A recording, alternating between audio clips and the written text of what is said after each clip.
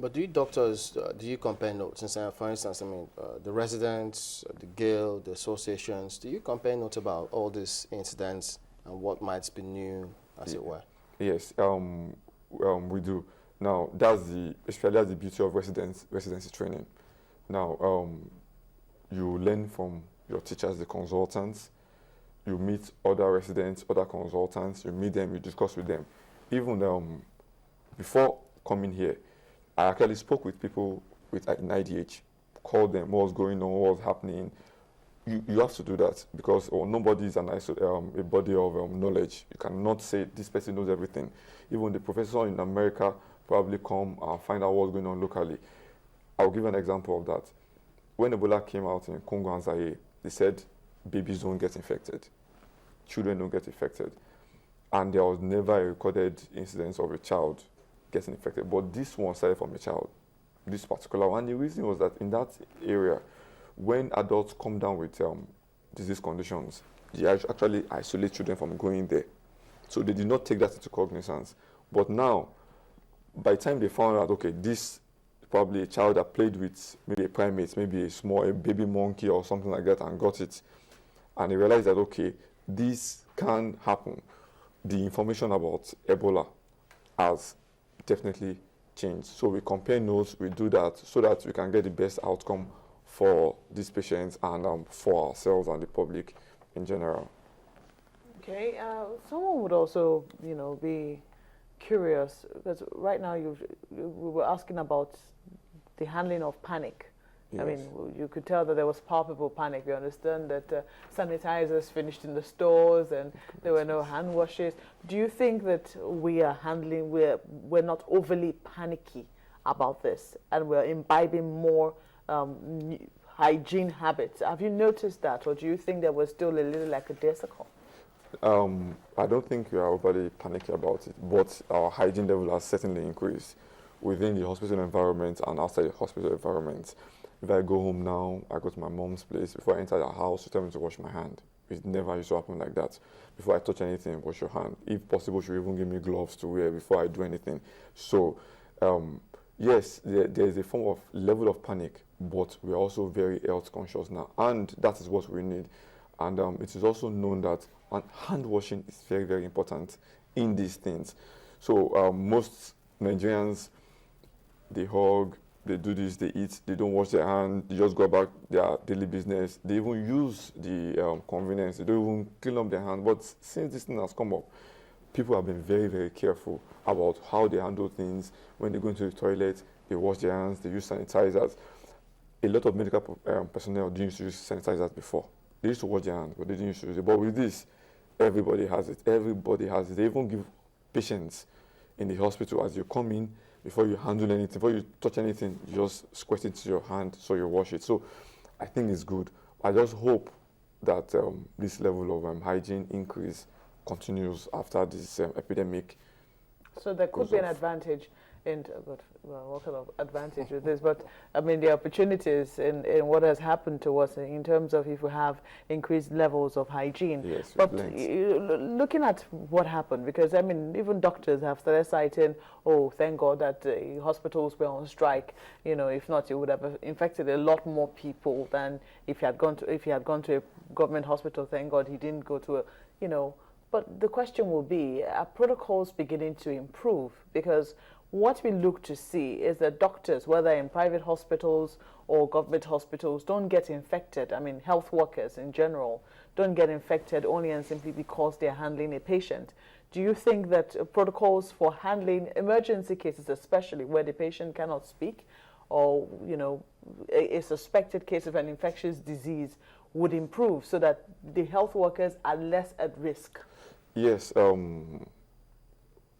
every hospital now, at least in the Lagos environment, have developed protocols, and the ones that don't have it yet are designing one now. My hospital has done that, and I give kudos to the MD, Dr. Dunubi, and the team of management and the doctors who are involved too, because we know that if these protocols are not designed, there will be a problem. But people will react to the same thing in different ways. and then protocols are designed to help increase and help outcome of these conditions. So we have designed protocols, and for patients that are not, for doctors and nurses and other workers that are not treating Ebola victims directly, like the ones that are not in the isolation centers or specialized centers, they have been advised to follow what they call the universal precaution, which simply means you wash your hands very well before and after you see a patient. You dispose of sharp instruments, needles, anything properly into the designated bins. You have hand sanitizers everywhere on the wall now. You just use your elbow to press, you squeeze it to your hand, you clean your hand. You handle samples, bodily fluids more carefully. You wear your gloves at every given opportunity. So if a patient comes and you don't have gloves available, and as a doctor sometimes you just want to get a sample quickly to the lab, you will not do that in this instance. You will wait till you have everything you need. Now, some hospitals have now gone further to get impervious gowns for their doctors. So the doctors, PPE? No. PPE is just, what do you call it, a personal protective equipment, or the hazmat gown. That is hazardous material gown. Now, the impervious gowns are gowns that are disposable gowns, mainly used for surgical procedures. They do not allow fluid penetrate your clothing and enter whatever you have under. So some doctors, especially the doctors in the emergency rooms that are going to come in contact first with these patients, so they wear these impervious gowns, they wear the cap or the hairnet, they wear face masks, and they wear elbow-length gloves. And these are ways, and once you are through examining that patient, you discard that and you get new ones. So different hospitals have, depending on the level of exposure they think they might be getting, they have different protocols for getting there. Now, what some hospitals have done is they also have that infrared thing I mentioned. Our hospital has purchased that. Some put it at the gate. So as you get to the gate, your fever is 39 degrees. Usually the body temperature should be between 36.5 and 37.2. 37.5 is acceptable in some instances. My body is always warm, so I'm always about 37.5. 38, you now start getting suspicious. Okay, how come this guy is coming at 38 degrees? Now, if it goes to 39? At 39 is very, very high. It's very high. It's very, I very thought high. they said because of our tropical area. No, so you should not be walking around 39 degrees. If you are walking around 39 degrees, you are losing a lot of water from your system, but you'll be very dehydrated. You are very ill. By the time you get to 38, your lips will be parched, your throat will be parched. You are no. There's a way our body has been designed to cope with this heat and the temperature. So by the time you're getting to 38, 38.5, 39, then caring for you would have to be very specific. One, the first thing that will be done is to get a pinprick and check, because we have mobile labs that can do PCR, the polymerase chain reaction, or the ELISA test. Check that you are Ebola free. Then you still be handled with care, because they are what they call false negatives and false positives. There is one of the people that have been discharged actually had a false positive, because it happens. There is no test that is 100% foolproof, but that's why you require to repeat testing. So if there's false negative, you still handle 39 degrees. It could be malaria too. It could be typhoid fever. It could be cholera. They could present with the same symptoms, but you know that these patients must be handled with care.